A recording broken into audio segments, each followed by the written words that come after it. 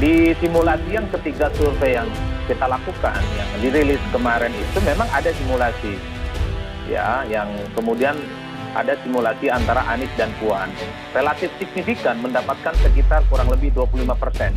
Sebagai katakanlah sebagai politisi melihat kenapa tidak kita justru harusnya pertemukan ya antara ya mereka-mereka yang ada di kolam religius dengan kolam nasionalis ini untuk menyatukan demi kepentingan bangsa Indonesia. Saya menjagokan Mbak Puan ini dipasangkan dengan Pak Anies Baswedan. Menarik, Karena, kenapa? Alasannya kenapa, ya, Bang?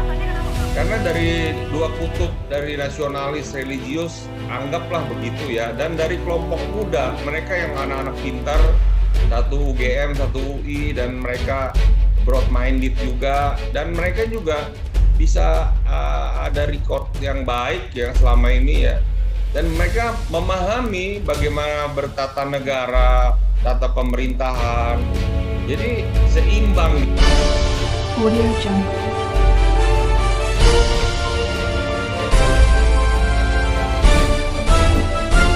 Audio Jungle.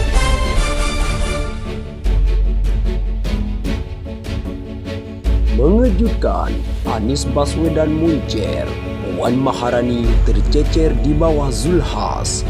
Narasi politik memberitakan untuk Anda. OneHeadNews.com.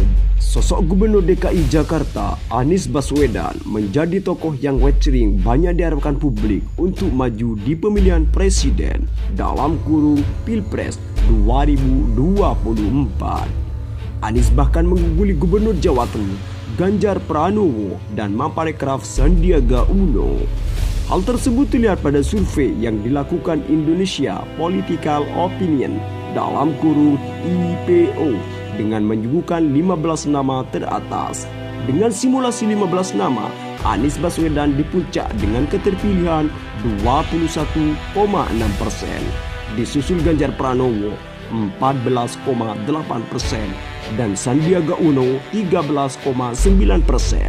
Kustomisat Struktur Direktur Eksekutif Indonesia Political Opinion dalam kurung IPO Deddy Kurniasyah Sabtu dalam kurung 4/12 menariknya.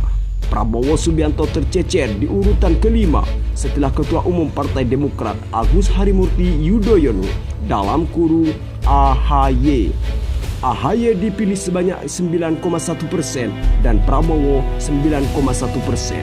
Bahkan Puan Maharani yang disiapkan PDIP sebagai calon presiden masih tercecer di posisi 8 dan kalah unggul dari Gubernur Jawa Barat Ridwan Kamil dan Ketua Umum PAN Zulkifli Hasan. Ridwan Kamil menempati posisi 6 dengan 5,2%, menyusul Zulkifli Hasan 4,3% dan Puan Maharani 3,5%.